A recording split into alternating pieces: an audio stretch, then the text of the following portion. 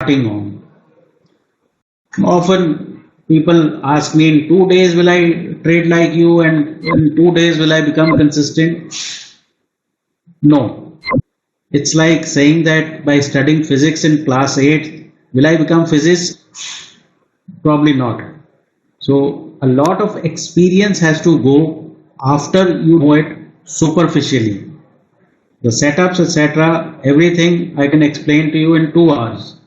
But unless you add your experience to it, it will not become yours. You will not be able to act without hesitation and without fear. So, this is a journey. You start small and slowly build up as your confidence goes higher. Now, about the workshop, techniques are very simple. They are simple by design because a difficult thing is difficult to execute. So, if you can't understand something, how can you execute?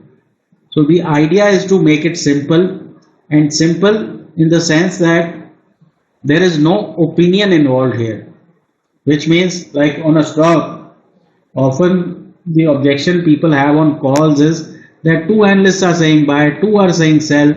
What should one do? Here, if it's a big green bar, everybody can see it's a big bar, period. So that way we have tried to make it, very, commonsensical system where there is no room for, opinion or difference of opinion or something looking something someone and something else to someone else. The material is simple, there's lots of time. If you don't understand, we can go over things again. But the whole idea is that this is a workshop and not a seminar. Please keep your pen, paper, manual with you and keep taking notes because there is a lot of extra information. I can't, thrust everything on the slide. So there will be extra information that you need to take down because the stupidest thing is to take one pattern to go on applying it on all charts, all kinds of market and not understanding that there is a certain context and there is certain amount of confirmation that is needed. So the idea should be to grab those nuances which make patterns more effective. So that being said, most sessions, almost all sessions will be 1.5 hours each. There will be 15 minutes of question and answer after each session, and then a tea coffee type of break for 15 minutes. So that takes care of about 2 hours. Lunch is at 1:30 for about 45 minutes. The earlier we can finish up, the more you can enjoy your weekend. I plan to finish up like 5:15, broadly latest by 5:30. So that those kind of time we should maintain. Also, I request to not start discussions which are not related to the topic.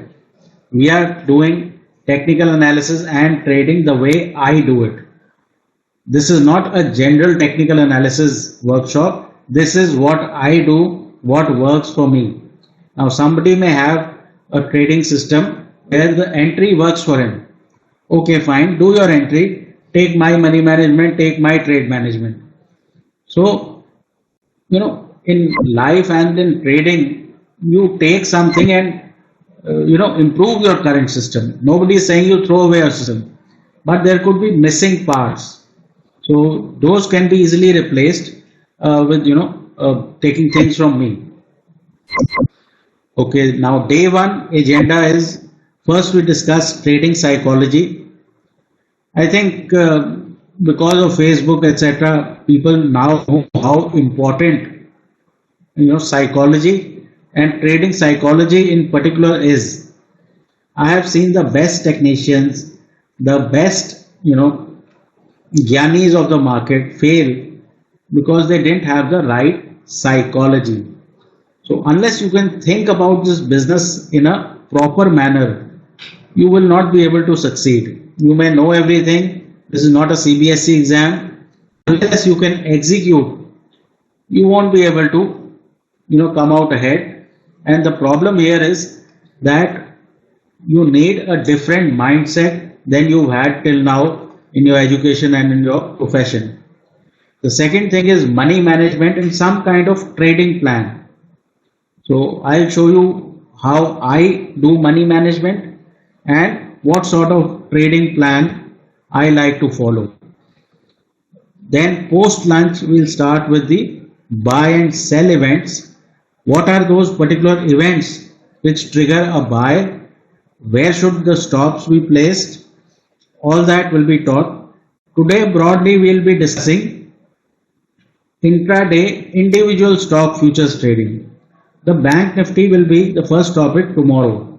So intraday trading on individual stocks, and we'll do so many examples that your ears, they'll come out of your ears.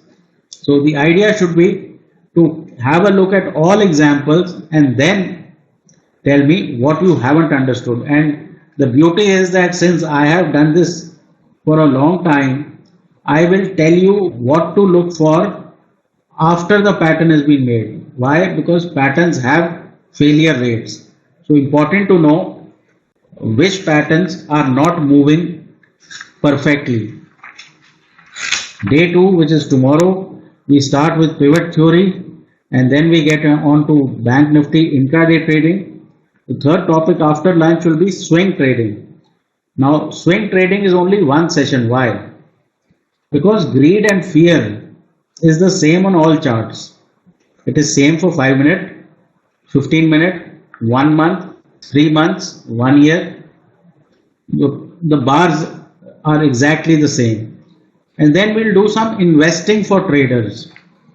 You must have seen these days I am giving out some long term calls. How do I do that? So traders can invest. Investors may not be able to trade. But I think we'll talk something about how do I look at things and how do I use very basic fundamental information, add that with the chart and then take investing positions.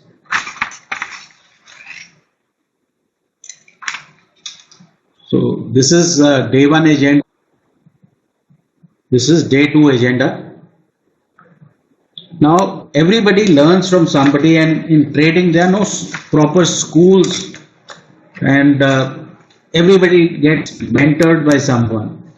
So I was also mentored by a few people, and all of them, or rather most of them, were paid by me. So you have to pay for good knowledge. Randy Howell is a trading psychologist in the US. He has several videos. He has his own programs which you can get into, etc. But he sort of teaches you how to think about the market. Late Mark Douglas has done great work on psychology, and his books and his videos are very famous. Oliver Velez, I've taken his training.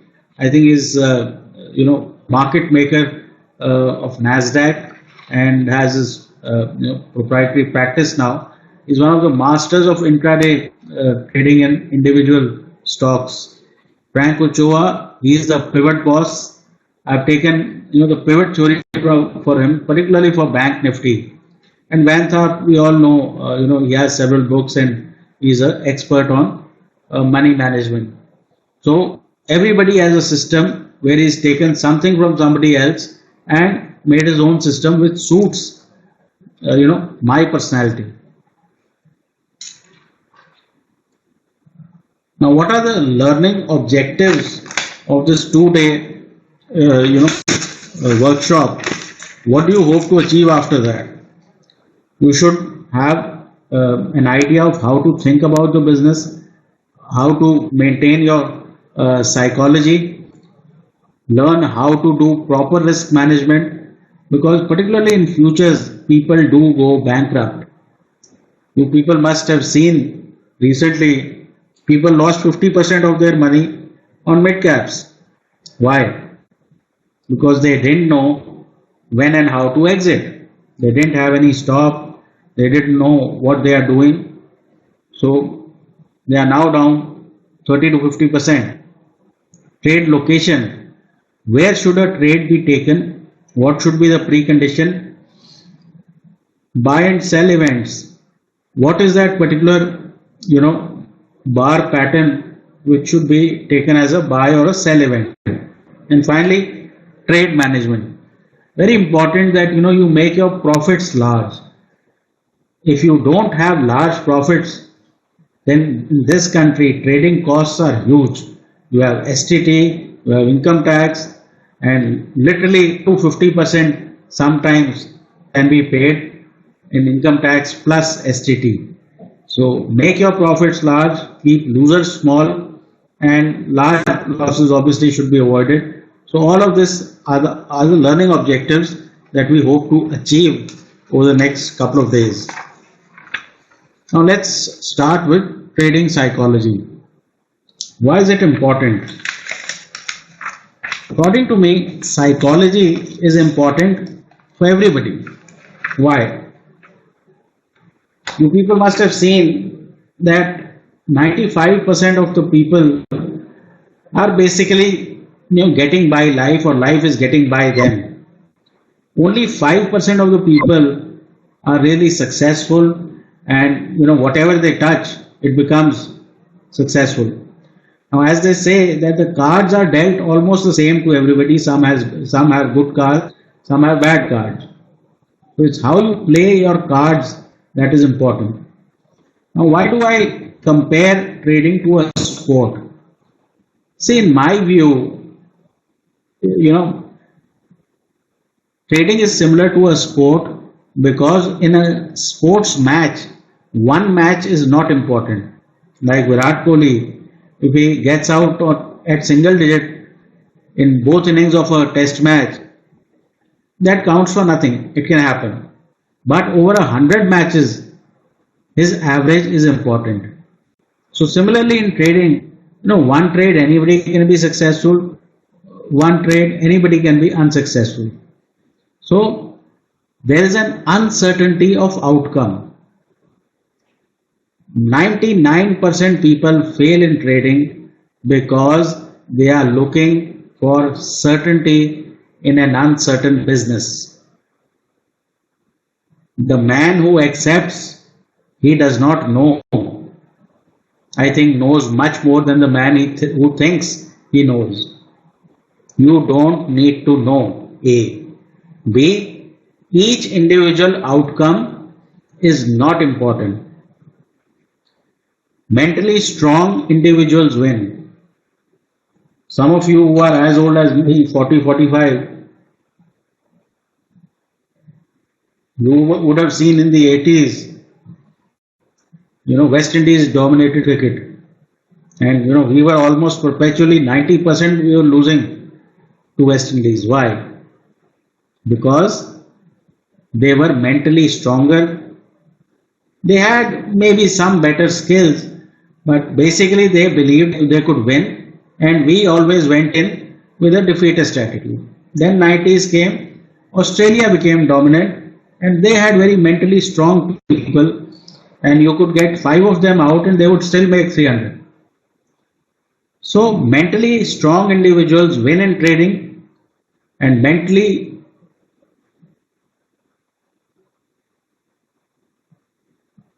okay, some of you are saying there is an audio problem. Please confirm if the audio and the picture is fine.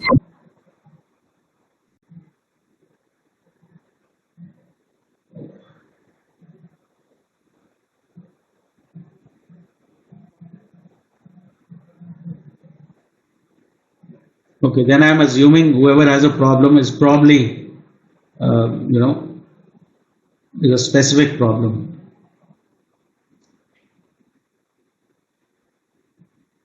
I guess the internet probably is slow at their location.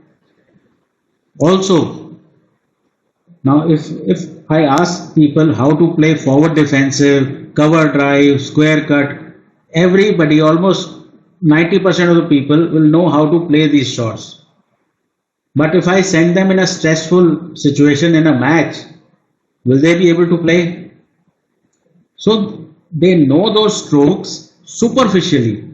Like all commentators, a lot of them were, fairly mediocre players. But When they talk about the game, it's like they know it all. On the other hand, someone like Virender Sehwag, if you ask him, theory, he has no theory. He looks at the ball and he hits it, and he has much better record than the others around him. So that is a bit like trading, like a video game. If you play over 100 uh, occasions a video game, sometimes your game will be lost very early, but over time you will be able to see your average. So trading has to be looked at very simply. If you complicate it, then you are getting into a difficult realm, because you will start to believe that you know. Because only when you believe you don't know will you look behind your shoulder. Now, why this certainty mindset has developed? See, we have enough time. You may think this is housekeeping type stuff, but believe me, after 21 years, I think I won't be the trader that I am if I was not the person that I am. So keep in mind that this is most required. Now CBSE and whatever state you are from, your state boards, whose pictures are shown by television, 495 out of 500. But what did that person achieve? That person was able to do rote learning and could write 15 lines memorized. But if the same person is sent, let me not say everyone, but 98%, if they are sent to do the same thing practically, they will fail. So CBSE tells you, if you succeed with 95% marks, then you are the best student. If you get 65-70%, then you don't know. In trading and in life, this 95% approach will kill you. Why? Because there is no system which is 95%. And if you start believing your system is 95%, then you are not acknowledging the risk in trading. So 65 to 70% of the system works very well if you add on time, if you keep on your stocks, if you ride it longer, the equation automatically works in your favor. Succeeding even 50% of the time should work, because your volume is higher when you are succeeding. So basically, trading needs a probabilistic mindset. It does not need a certainty mindset. The certainty mindset, forces you to look for certainty, and that is the beginning of all trouble. What is a certainty mindset? Certainty mindset is that I know X will happen. For that, I will keep letting the market come against me, but I will not take my loss, because I know something will happen. Investors lose more money than traders. Why? Because they believe they know. Trading, you need to know your angle point. And we'll give you those locations where if it starts to take your stop out, that means something has changed. So location is important not only in real estate, it is also important in stocks.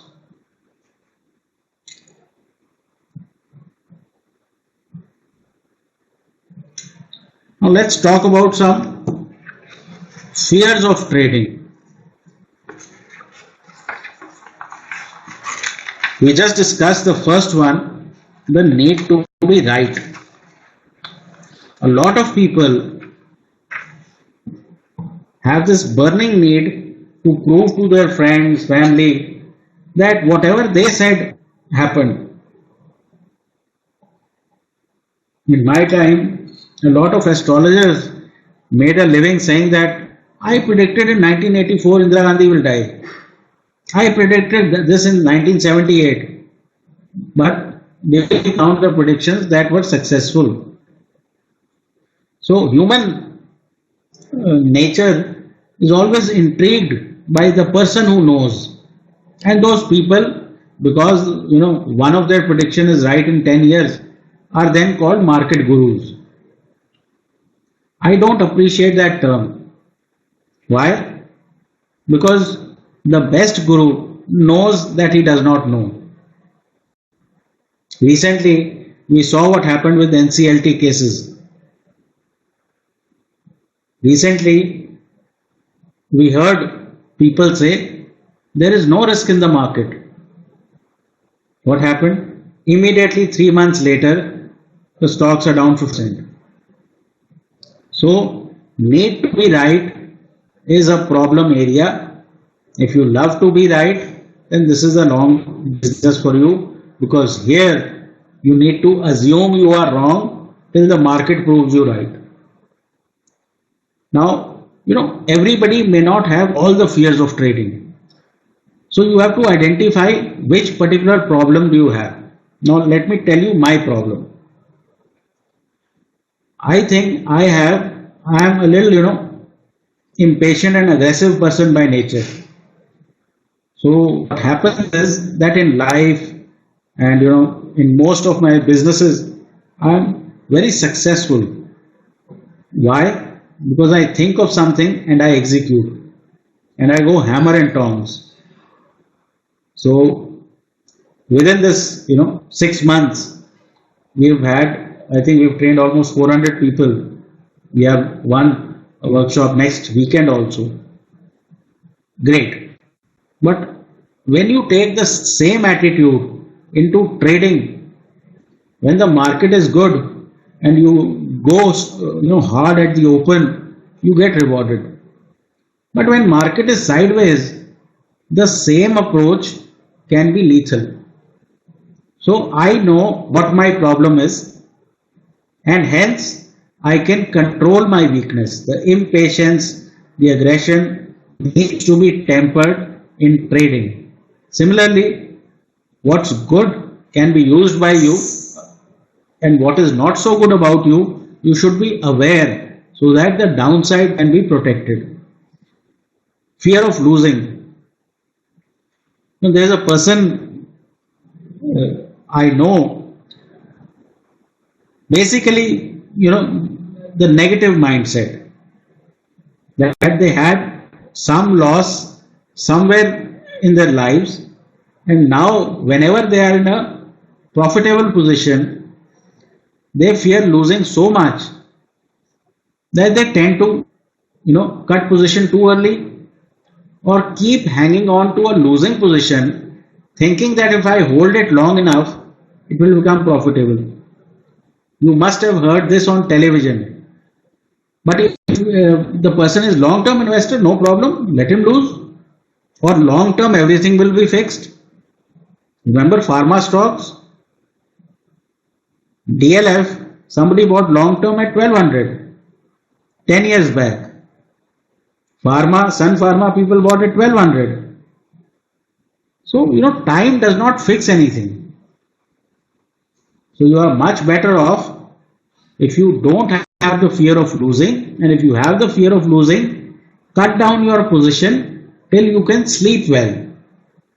Mostly, if you are taking large losses like 5%, 10% in one go, then you will finally develop a fear of losing.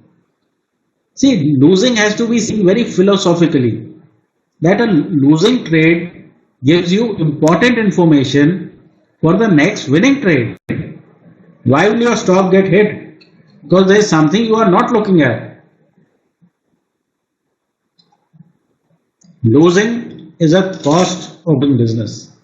Losing does not mean you don't know, or you need to change your system, or you need to see, market will often give you losers just to throw you off track. The only thing you can do is keep the losers manageable. Anybody who says he does not have a loser is a liar. I would accept people who say I don't have big losers. I would accept people who say that I can turn around 50% of my losers. All that I can accept. But you will have losers here. So this is something that you have to accept while you come into this business. Finally, fear of winner turning into a loser. Now again, I had one client who said that he got some stock options, and 1 year later in 2008 when the market fell, he had just joined a job in 2004, so there was some lock-in. So at the highest, at the peak, he had 1 crore, and in 2008 that 1 crore became 10 lakh. So my question to him was, did you earn it? If you are a fresher, 3 years into a job, your stock options become 1 crore. Would you have contributed so much to the company? But because he assumed that 1 crore belonged to him, and finally when he became a trader, he could not, each time he had a winner in his hand, he would not like to make it a loser. So he would take 2 rupees, 5 rupees, 3 rupees. So the whole issue is that some event in your life shapes your thinking. So you have to be very clear that moving on is part of the game. There's one client who came, and within half an hour, he told me, I think 5 times, that in 1998 he lost 50,000 and hence is very scared from that time. If in half an hour he has told me this 5 times, how many times would he tell himself all day? Can such a person win? See, life is a combination of winning and losing. The best actors, the best athletes, they all win and lose. The most successful entrepreneurs, they win and they lose. So till you are not okay with losing, you will create all kinds of problems because of your thinking, and that you can probably see all around you. People have so much talent, they have the skills, but their thinking is not in place. So make sure you are able to deal with your weakness. The weakness may not go away, but if you are able to deal with your weakness, then the loss that you may face because of your thinking will be reduced. Now we have a video which we'll like to play, and this is Randy Howell, and he'll explain to you his philosophy on the way to think about the market. Listen to him, and he has shaped a lot of my thinking, and it's very useful the way he talks about trading. चलो होगा?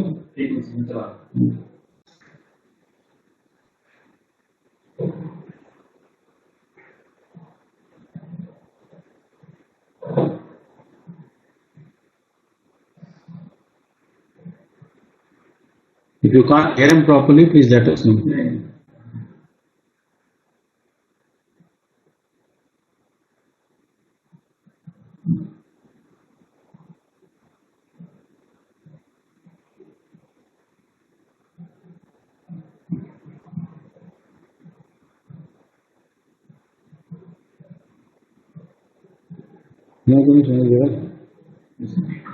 Why can't we hear it?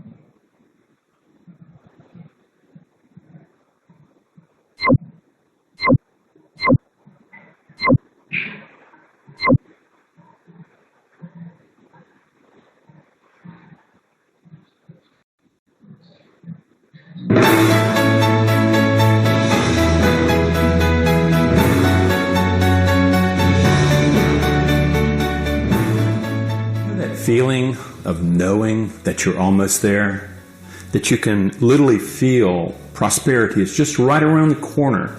If there was just this little thing that would happen, that you would be able to go from where you're performing right now in your trading to the next level. But have you ever noticed that feeling of knowing is really a feeling of certainty? And here's the deal. It's actually an illusion. It's actually a stage that traders fall into all the time. They get to this stage and they think they're almost there. And they think, well, just a little bit more down the road, then I'll be there.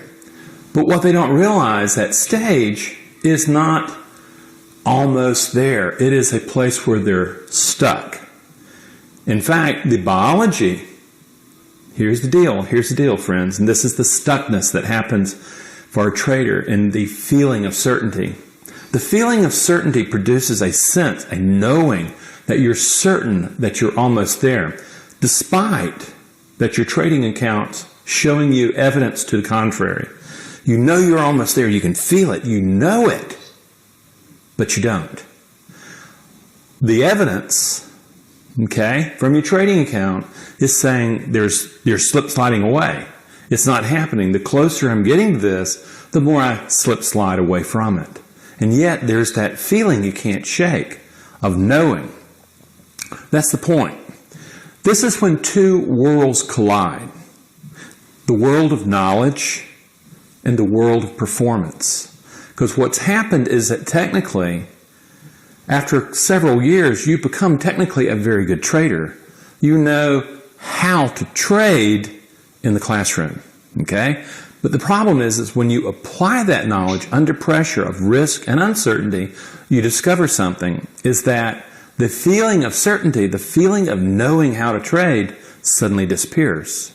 In fact, you do not know how to trade under the environment that traders grade themselves on. Performance of their trading account. That's the big deal. So what I want you to hear is that it's not really psychology, okay? It's below that. It's this need for humans to feel certain, to feel in control, that gets in the way. The brain would much rather believe a reassuring lie than to hear the truth. It will create this feeling, I know it's here, it's just right around the corner. Some of you when in don't fact, have proper it's not internet. there. Then that feeling state, okay, and it's one that's innate, it's inherent, it has been adaptive as a trait into our DNA for generations and generations and generations. The key is, it's also self-deception, okay? It's that reassuring lie. Sir, your internet and the trader really has to break free of that reassuring lie, because that feeling of certainty is not squaring up with the facts. Again, the only thing that you can really trust in your trading is what is your trading account telling you about the mind that you're bringing to trading. Okay? The first thing that's going to have to happen for you to be able to get past this is to acknowledge that it's happening. Notice that it's happening. You know, go back and just take a look at your trading and just start noticing that there was about a 2-year period that it took you to get to the point where you knew how to trade. Then I want you to see this period after that where you're a novice, okay, but you think you're an experienced trader. Or you may be an experienced trader. Restart the video. Please confirm how many are getting it, because if the majority is getting it, then others have an internet problem which we cannot solve from here. We'll start again.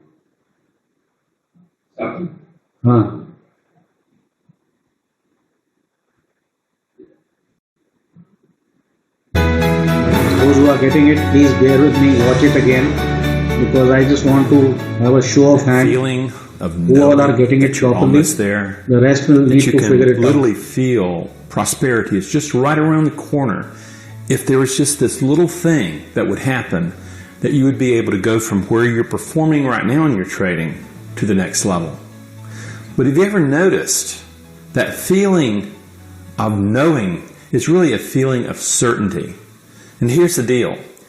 It's actually an illusion. It's actually a stage that traders fall into all the time. They get to this stage and they think they're almost there. And they think, well, just a little bit more down the road, then I'll be there.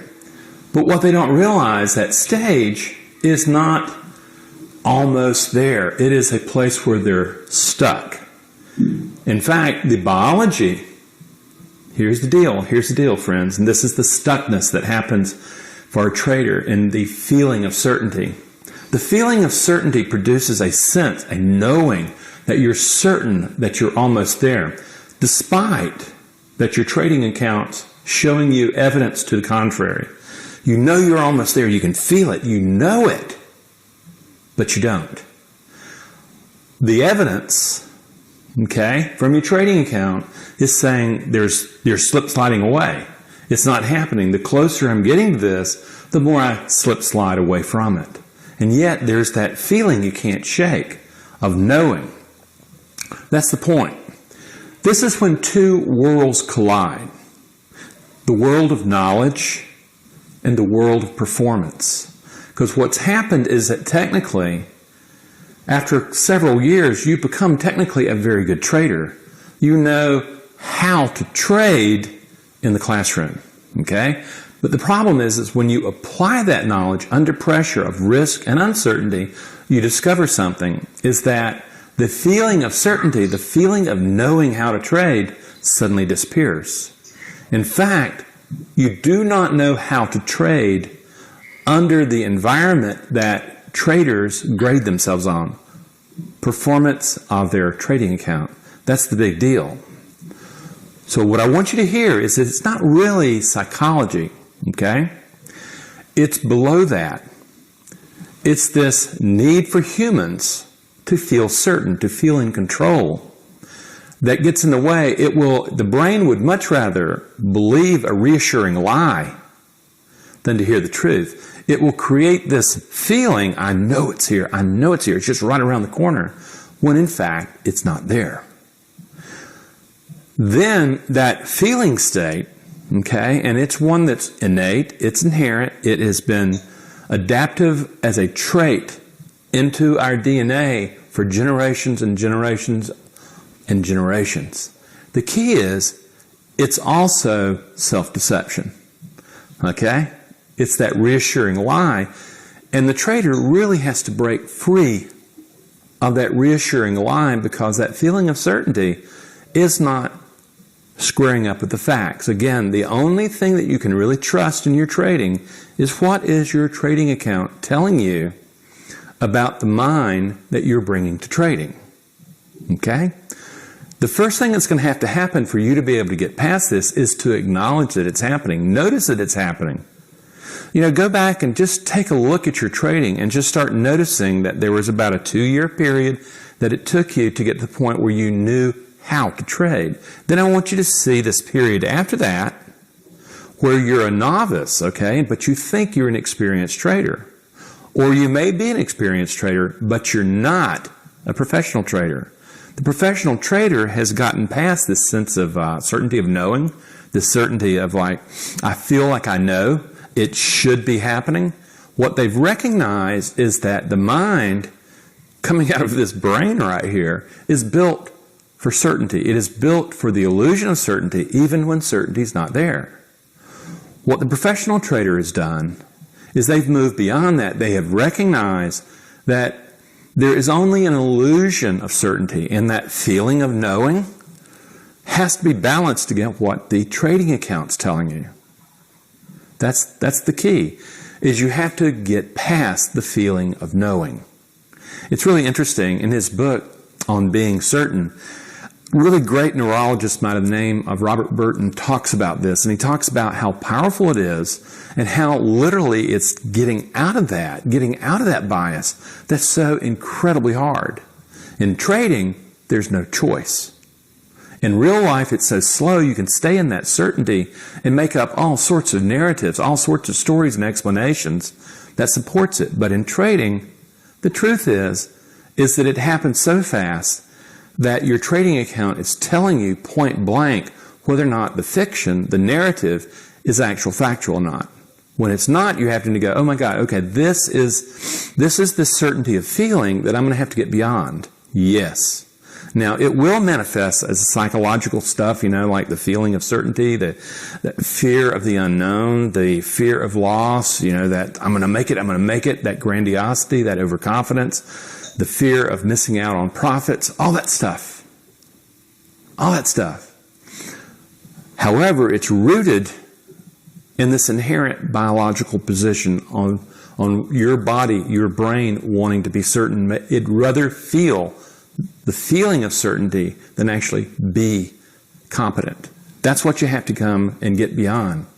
When you do that, what you discover is you're going to have to regulate that feeling. You're going to have to regulate fear. Emotional regulation, literally volitionally managing the biology of the emotion, is essential. But emotional regulation only gets you to the door of the mind. You still have to develop the tool to start saying, what is this certainty business? What are the beliefs in there? And what you look into is you discover mindfulness, or what I would call awakening the observer. You have to develop a tool that allows you to open the door of the mind and look in and actually see what's running the show. And what you discover is that the brain itself is a community of rival programs that want certainty, and they've duked it out and they've organized a self, okay? That's who you brought to trading. That self is going to be around certainty. It's not going to be around the management of probability. That's the key, friends. And that's why traders stay stuck. You have to develop a brain, a mind ready to manage, engage probability. Scares the bejeebers out of the organic brain, but it has to be cooled down. That's emotional regulation. Then you have to start searching within you for more inherent patterns, emotional programs that can build a mind, that can engage probability. And it just so happens they're there. That's what the professional traders have done. They have found how to take those emotional programs that have kind of been pushed to the side because everybody's been convinced of certainty and of making things happen. But when you go, no, that's not what happens. How do I manage probability? You reorganize the emotional programs, okay, through applied mindfulness that allows you to engage uncertainty. When you come to that moment, what you finally realize is this, is that you realize that the brain can be organized very differently for different purposes, okay?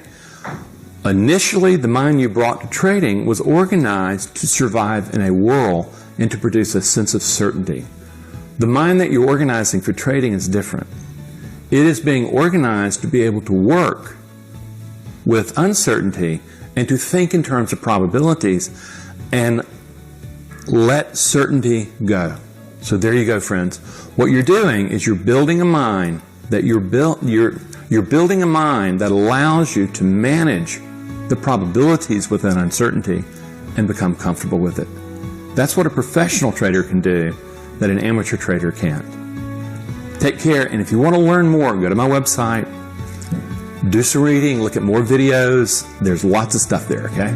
Take care.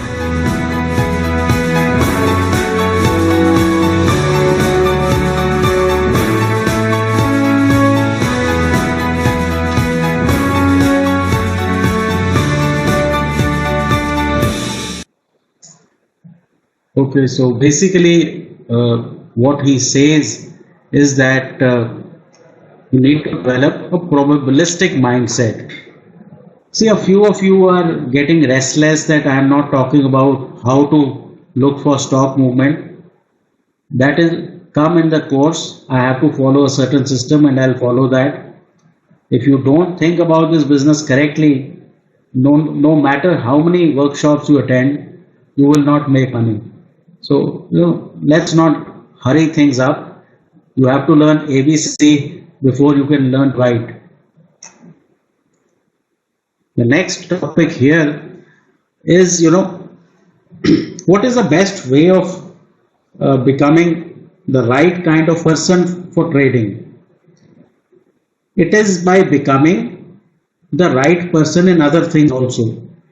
Because according to me, It's difficult to be one kind of person in trading and a totally different type of person in the rest of your life. If you're an indecisive, lazy, incompetent, indisciplined person in real life, I don't think trading will suddenly change you. So you need to be, extraordinary for trading, which means you don't need to be like everybody else. If there's a certain routine you need to follow, you need to follow it. A trader, his work goes on, even on weekends. And if you study histories of successful people, you will see that they are a bit eccentric. Why? Because if 95% did what the 5% did, they would also be like them. So the better person becomes the better trader. Now, who's the better person? Not the one who keeps telling himself stories that he or she or they are to blame because he didn't make it. The trader takes responsibility as the better person takes responsibility for his actions. So if you are looking around to blame, no, TV anchor is responsible for my loss, market did this, market did that, Fala expert is responsible, then you can kiss goodbye to successful trading. Every day the improvement is incremental.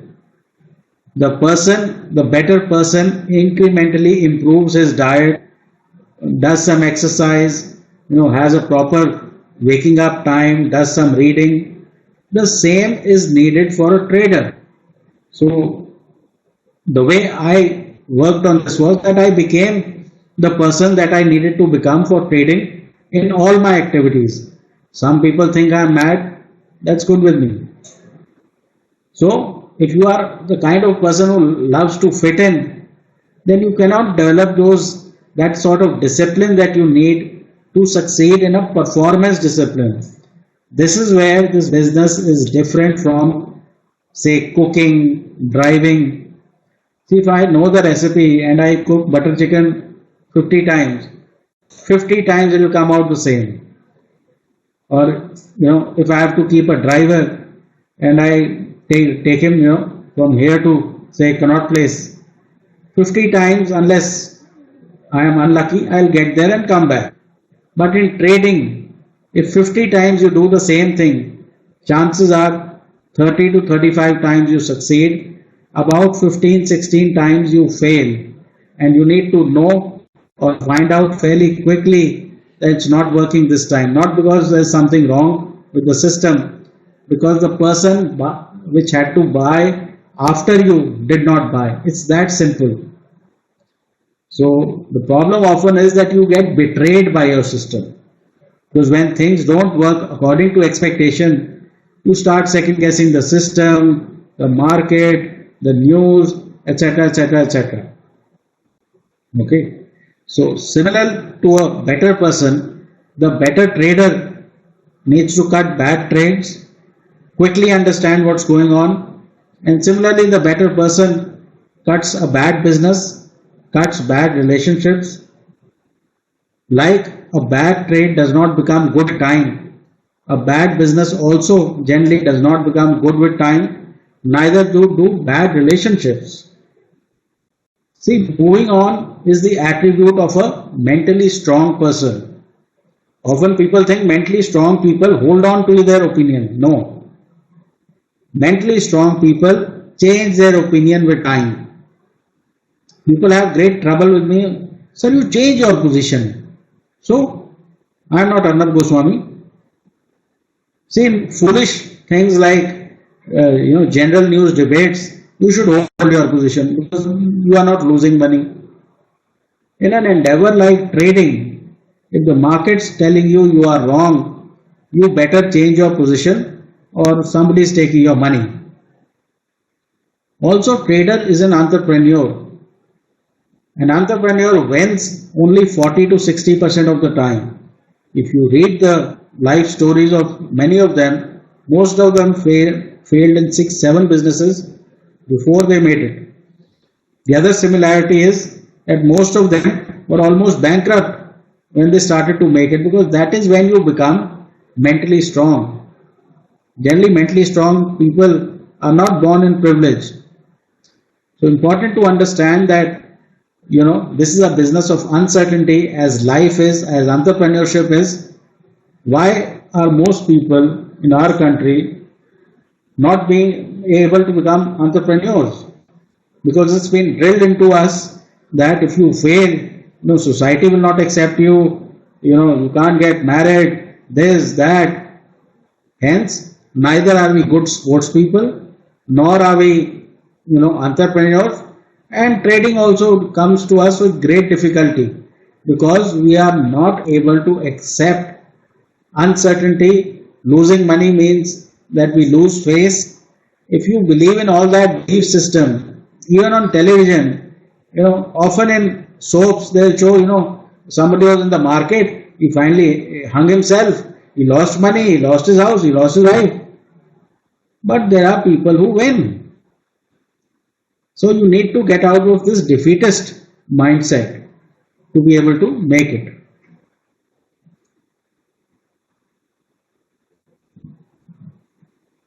Now what is needed? What is needed to win? A, mental strength. Now some people use meditation to become mentally strong.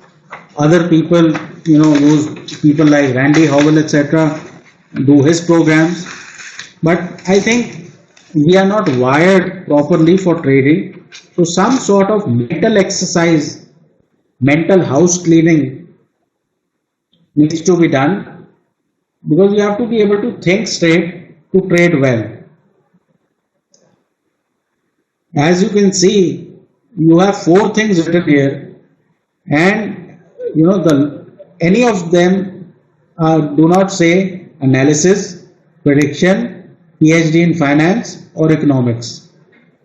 So what is needed to trade is not some great amount of education.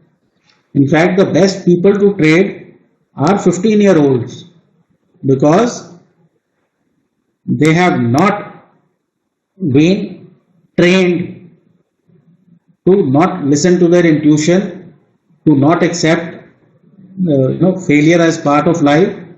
So that way, the younger the person, the less well educated he is, in my opinion, is a better trader. Because the moment you get too educated, education comes in the way of thinking straight. So most PhD in finance become professors, not traders. The other thing is you need a simple strategy. What is a simple strategy? Where there is no ambiguity.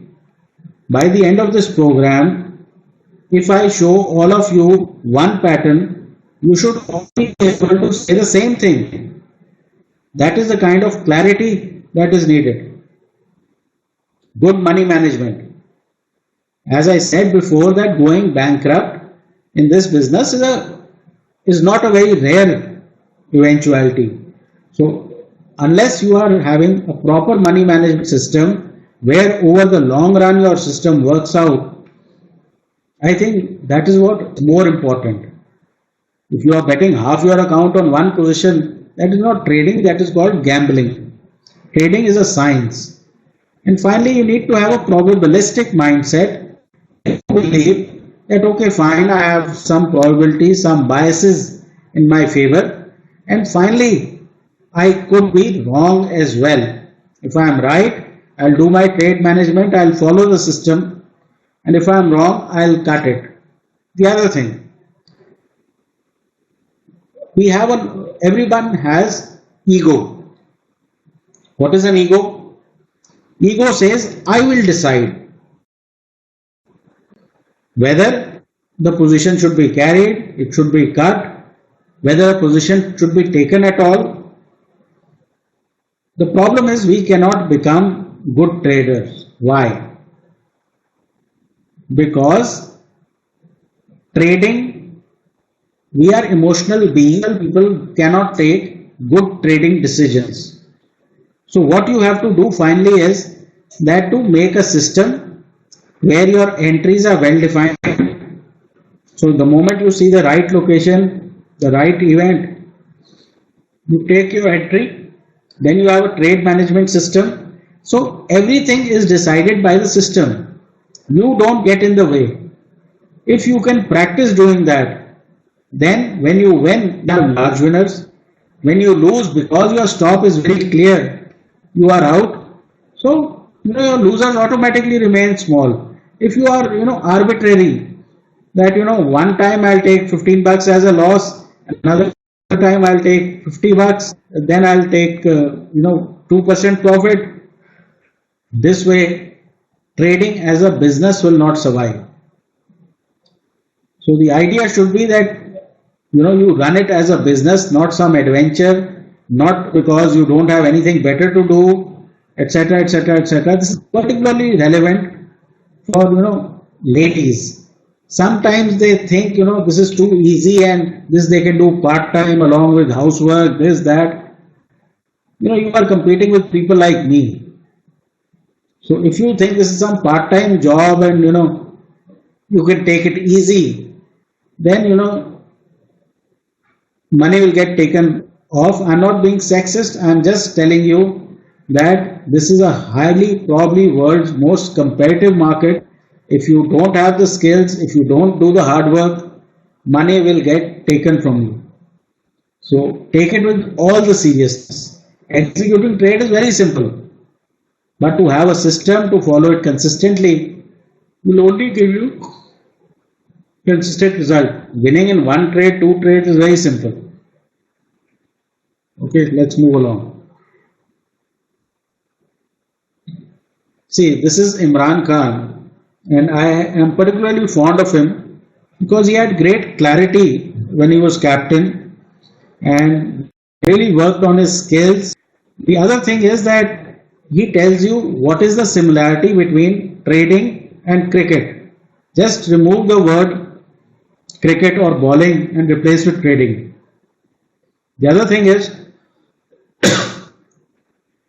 in 1982, I don't know how many of you were born before then, but that was a time when I was first, getting interested in cricket, like 12 years old or something.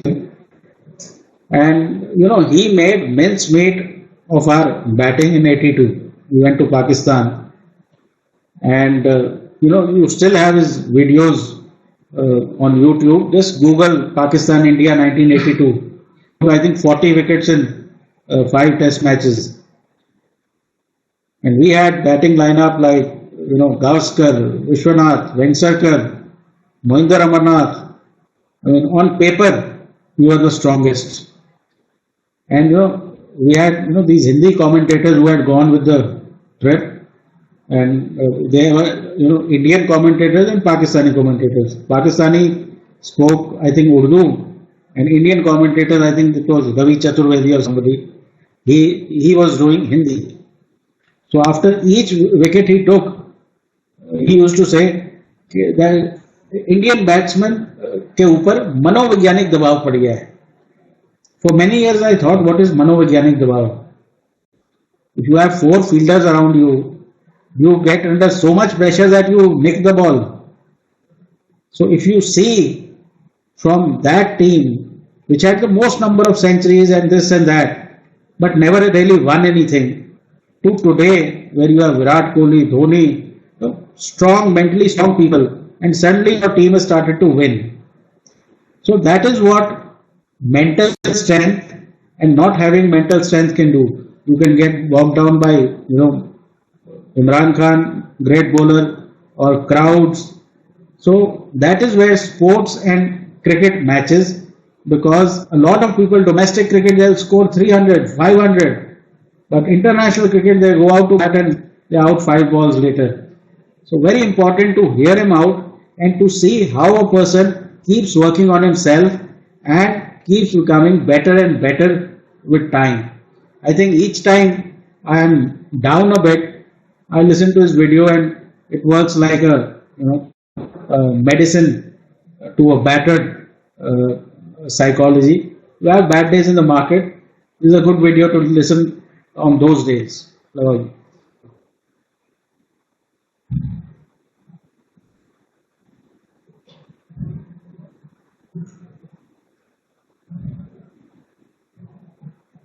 لیکن آپ نے start تو اپنا as a medium pacer کیا تھا. وسٹرشائر کے coaches نے آپ کو سمجھاتا تھا کہ آپ میڈیم پیسر بہتر ہیں, تو وہ فاسٹ بالر کی ٹرانزیشن کس طرح ہوئی؟ میں شاید دنیا کی تاریخ میں شاید واحد بولر ہوں گا جو میڈیم پیسر سے تیز بولر بنا. یہ اور کوئی مثال نہیں ہے. تیز بولر آتا ہے میں اس لیے بنا, میری ایک نیچرل, میں ان سوئنگ کرتا تھا, تو مجھے جو وسٹرشائر کا کوچ تھا وہ کہتا تھا کہ تم اتنی اچھی تمہاری ان سوئنگ ہے تو تم تیز کرو گے تو یہ ان سوئنگ کھو جاؤ گے. لیکن میرا جو ٹیمپرمنٹ تھا وہ یہ تھا کہ مجھے جب میں گیا جب انگلینڈ, تو میں اسکول میں تھا, میں نے اے لیولز کرنے کے لیے سردیوں میں اسکول میں تھا. تو جب اگلا سیزن شروع ہوا 1972, میں جب 19 سال کا تھا, تو میں نے ڈینس لیلی کو بولنگ کرتے دیکھا. اور پہلی دفعہ میں نے, کیونکہ تب تو ٹی وی پہ ہم دیکھتے کچھ نہیں تھے, تو پہلی دفعہ میں نے ڈینس لیلی کو ٹیلی ویژن پہ بولنگ کرتے دیکھا. اور جب میں نے اس کو بولنگ کرتے دیکھا, اور میں نے کہا میں یہ بننا چاہتا ہوں, میں فاسٹ بولر بننا چاہتا ہوں. تو وہ کوچ مجھے کہتا رہتا تھا کہ میڈیم پیس کرو, میں تیز بولر بننا چاہتا تھا, تو میں میڈیم پیسر سے تیز بولر بنا. اور یہ کوئی ایسا انسٹنس نہیں ہے کہ میں نے جب جو رکاوٹیں آتی رہی میرے راستے میں وہ میں دور کرتا رہا. یعنی میرا جو بولنگ ایکشن تھا وہ مجھے روکتا تھا تیز بولر بننے میں نے پورا اپنا ایکشن چینج کیا, ری ماڈل کیا. کسی نے, آپ دیکھ لیں کہ کوئی بولر نے اتنا ایسے ایکشن نہیں چینج کیا. میں جب 18 سال کی عمر میں کھیلا تب میرا بولنگ ایکشن کیا تھا, اور جب میں اپنی پیک پہ پہنچا تو کیا تھا, ٹوٹلی ری ماڈل کر لیا. اور وہ ری ماڈل کیا تیز بولر بننے کے لیے, یہ کسی نے اور نہیں کیا. تو کہنے کے لیے جو ینگسٹرز دیکھ رہے ہیں وہ یہ کہ انسان جو بھی بننا چاہے, جو خواب دیکھتے ہیں نا, جو آپ ذہن میں خواب دیکھ سکتے ہیں وہ آپ بن سکتے ہیں. پرابلم کیا آتی ہے کہ راستے میں ہم گیو اپ کر جاتے ہیں, ہم ہار مان جاتے ہیں, اور اس میں بڑی مشکل آتی ہے. یعنی میں کئی دفعہ ڈیڈ اینڈ پہ آ جاتا تھا کہ اب پھنس گیا ہوں. اب یہ سارے کہتے تھے سارے مجھے کہتے تھے تم تیز بولر نہیں بن سکتے. جو بھی مجھے کلب میں بھی کہتے تھے, میرا مذاق اڑاتے تھے. میں نے کہا میں نے بننا ہے, مذاق اڑاتے تھے. اور کئی دفعہ آپ سوچتے تھے رات کو سوتے ہوئے کہ اندھیرا آگے دیوار نظر آ جاتی تھی کہ اب آگے نہیں بڑھ سکتا, اور میں مایوس بھی ہوتا تھا 2-3 دن کہ میں نہیں. پھر میرے اندر ہوتا تھا کہ نہیں میں نے بننا ہے, پھر میں کوشش کرتا تھا, پھر مذاق اڑتا تھا, پھر گرتا تھا. سیلف بلیف تھا, ایک سیلف بلیف آتا ہے. Self belief know one is born, یعنی کوئی سیلف بلیف سے پیدا نہیں ہوتا. سیلف بلیف ڈیولپ ہوتا ہے پرفارمنس سے. جب آپ ایک ہرڈل, جب آپ کوئی کہتا ہے کوئی نہیں کر سکتے اور آپ محنت کر کے وہاں پہنچ جاتے ہیں, آپ کے اندر بلیف آ جاتا ہے. پھر وہ آپ کو تیار کر دیتا ہے اگلے چیلنج کے لیے. اور دوسری چیز کہ عقل کا استعمال یہ ہوتا ہے کہ اللہ نے انسان کو عقل دیا, اب سارا وقت اینالائز کریں. میں کرکٹ جب میچ کھیل کے آتا تھا تو میں سوتا تب تک نہیں تھا جب تک میں نے اینالائز کر لیا ہو کہ میں نے کیا آج غلطیاں کی. میں تو ایک سٹیج یہ آ گئی تھی جب میں کرکٹ کھیلتا تھا, میں کبھی برا وقت آتا تو میں اخبار نہیں پڑھتا تھا, بری پرفارمنس میں اخبار ہی نہیں پڑھتا تھا. مجھے پتا تھا کہ میں اگر انٹرنیشنل کرکٹر ہوں, مجھے وہ جو لکھنے والا ہے جس نے کبھی کلب کرکٹ کھیلی ہو, میں اس سے زیادہ بہتر سمجھتا ہوں کرکٹ, تو وہ مجھے کیسے بتا سکتا ہے. مجھے اینالائز کرنا چاہیے. اور پھر آپ میں یہ ایک اور کوالٹی ہونی چاہیے, کیونکہ جب آپ ایک شکست ہوتی ہے, میچ ہار جاتے ہیں, سیریز ہار جاتے ہیں, تو مشوروں کی بارش ہو جاتی ہے. ہر مشورہ مفت ہوتا ہے, ہر دے دیتا ہے مشورہ. کوئی, میں نے تو پارٹی میں جب ہماری پارٹی برا وقت آتا ہے تو میں کہتا ہوں پیسے دو گے تو مشورہ دو گے, پیسے پارٹی کے فنڈ کو پیسہ نہیں, مشورہ نہیں میں لیتا. تو جب مشورے آتے ہیں یا تنقید, اور آپ کے اوپر تنقید ہوتی ہے, تو آپ میں یہ ایبلٹی ہونی چاہیے کہ کون سی تنقید ہے. ایک ایسا تنقید ہے, مثلا ایک بہت, میں کرکٹ میں مثلا میں فیصلہ کر لیتا تھا میں کس کی تنقید, ریچی بینو, بڑا اچھا ذہن تھا کرکٹ کا, میں اس کی دیکھتا تھا. ایئن چیپل زبردست تنقید کرتا تھا. وہ بوائکاٹ کی بیٹنگ میں بڑی اچھی تنقید ہوتی تھی. میں بات کر رہا ہوں کہ جو میں جن کی پڑھتا تھا کالمز. باقی مجھے پتا تھا کہ کئی لوگ مثلا پاکستان میں جب, کیونکہ میں اونچا نام تھا, تو جب میں فیل ہوتا تھا تو مجھے پتا تھا کہ کئی جل کے تنقید کرتے ہیں, ان کی میں ویسے نہیں پڑھتا تھا. اور کئی ناسمجھ ہوتے تھے کہ وہ آپ ہارے ہیں تو تنقید کرنی ہے, تو ان کا بھی میں نہیں پڑھتا تھا. تو آپ میں ایبلٹی ہونی چاہیے چننے کی کہ کون سی تنقید آپ نے سننی ہے اور کون سی تنقید کو سائڈ پہ کر دینا ہے. اگر آپ میں یہ ایبلٹی نہیں ہوتی تو آپ کی تنقید آپ کو ڈیمورلائز کر دیتی ہے, आप हार मानना शुरू कर देते हैं।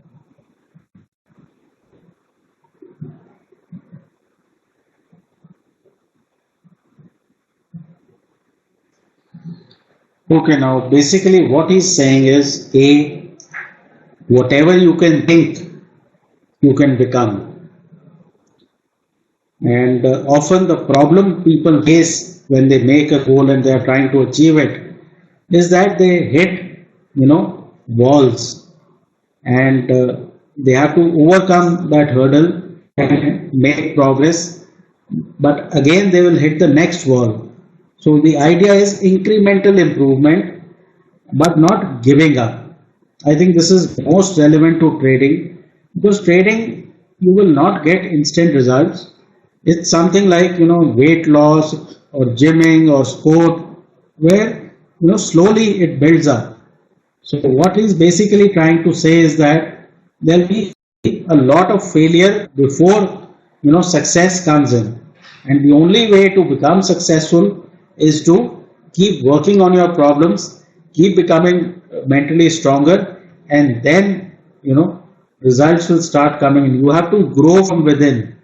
This is not something that somebody can make you eat in a day and next morning it starts to work. Nothing does. So that way, that is the important message. Also, what he said was that he accepted criticism from people who knew more than him or whose analysis he respected. But listening to random people in the market and taking their views, etc., is the best way of losing.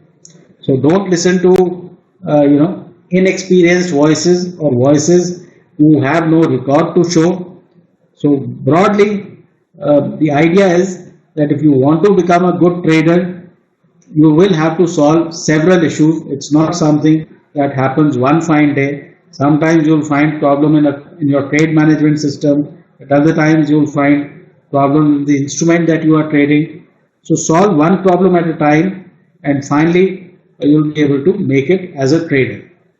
Now this is as far as the first section goes, and now this is a quiz that is there.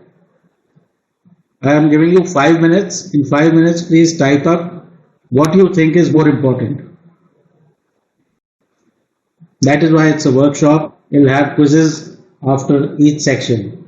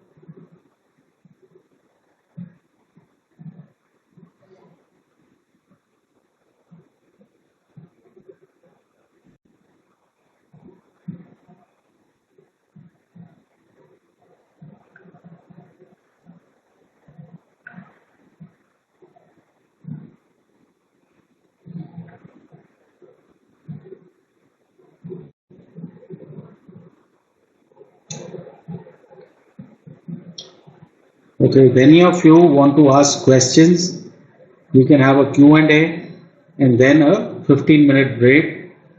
After that, we'll start with the money management section.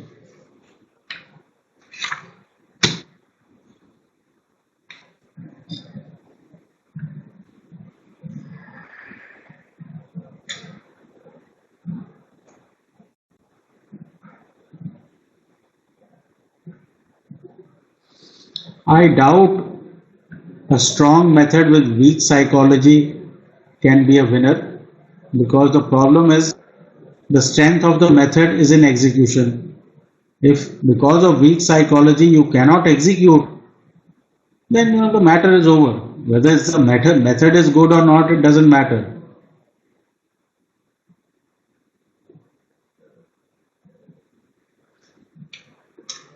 I don't think there is any metric for psychology, but the point here is that you probably would have seen in your life till now whether you are a mentally strong person or a mentally weak person. If you are decisive, if you keep moving on, if you believe that you alone are responsible for the consequences of your actions, that is strong psychology. A person who keeps coming back from being down.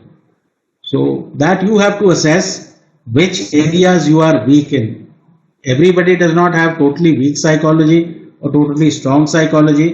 You have areas which are weaker than others.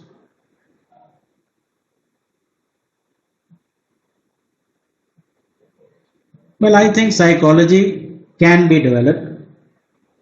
How? These days, if you watch YouTube, there are n number of psychology videos like Brian Tracy, Jim Rohn. You choose your speaker. Locals are there, Sister Shivani, etc. It gives you clarity of thought. The other thing is, once you become more decisive in your life, you'll have better results. If you keep hanging on to problems, get into anxiety, worrying, that's a poor life. So I think that these days there are methods. I personally do some Silva method. There are others that are available. Do what works for you. Everything does not work for everybody, but a mentally strong person has a better life. He has, better trading life. Everything works out for a mentally strong person.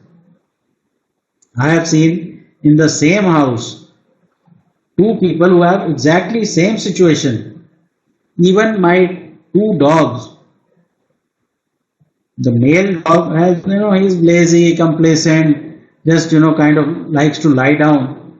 While the female dog, she goes running around in the farm, chases squirrels, does all kinds of things. The male dog is becoming fat and he is generally not interested in anything competitive. The female dog is very aggressive. Two people, two animals have the same facilities, same food, same everything. It is just their attitude to life.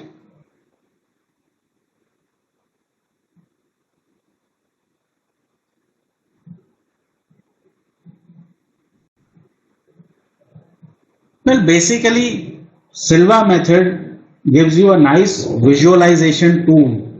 What that does is that is a self-hypnosis technique where, say, you can't control your loss, and once you start to lose, something starts happening in your tummy, etc.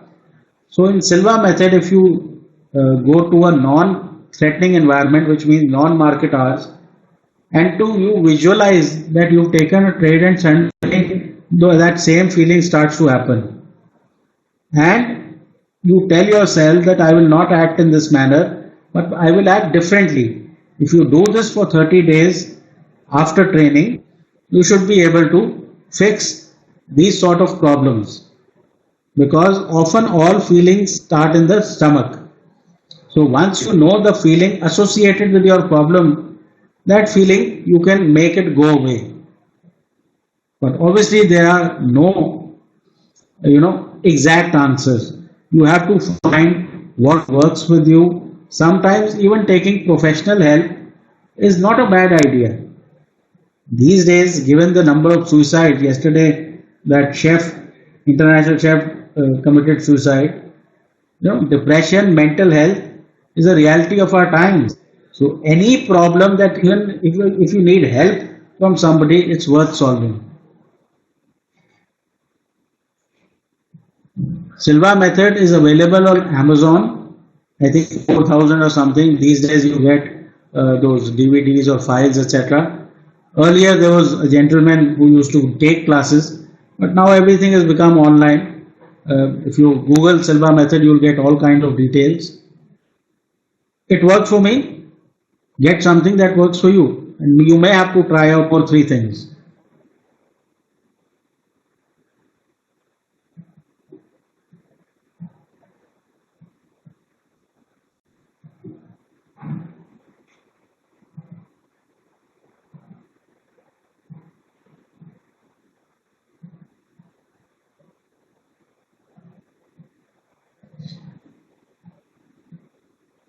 That improving a system can be done only after you've given it a bit of a run, and then see what is your profit factor, how many winners, how many losers, which often is not very important, but did it give you large winners?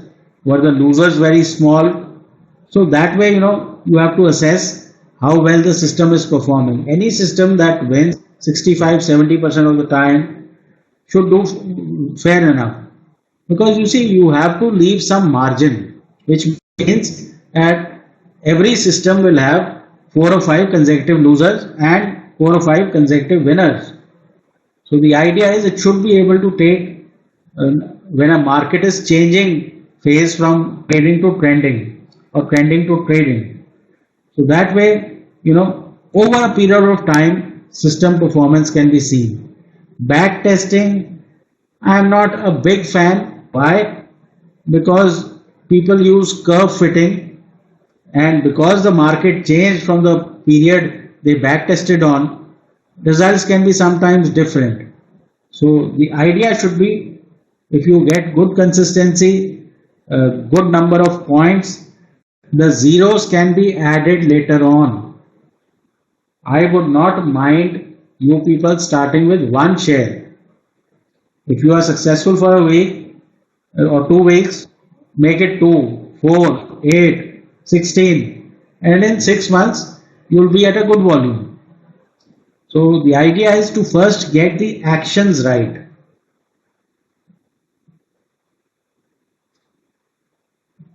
So I have to sit in front of computer because I have a television show to attend.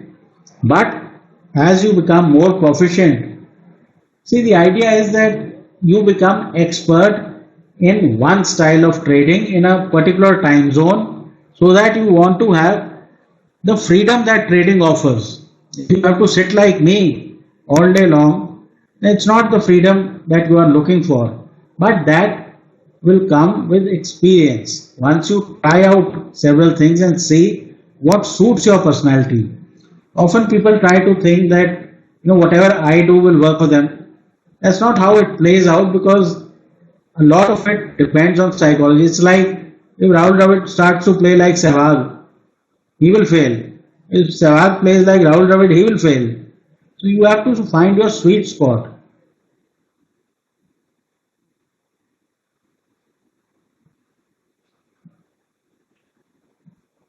But psychology, whether you are a trader or not a trader, I feel everybody should work on it, because it certainly makes life better. I have seen miserable people who worry all day long about nothing and they don't get anywhere in life. So if only trading helps you become mentally stronger, solve your psychological problems, it will give you dividends in many forms. I think we've answered most of the questions. We'll take a 15-minute break and probably restart around 11:05 with money management. Just have your restroom break, whatever water you want to drink, tea you want to have, do that. 11:05 we'll start again. Thank you.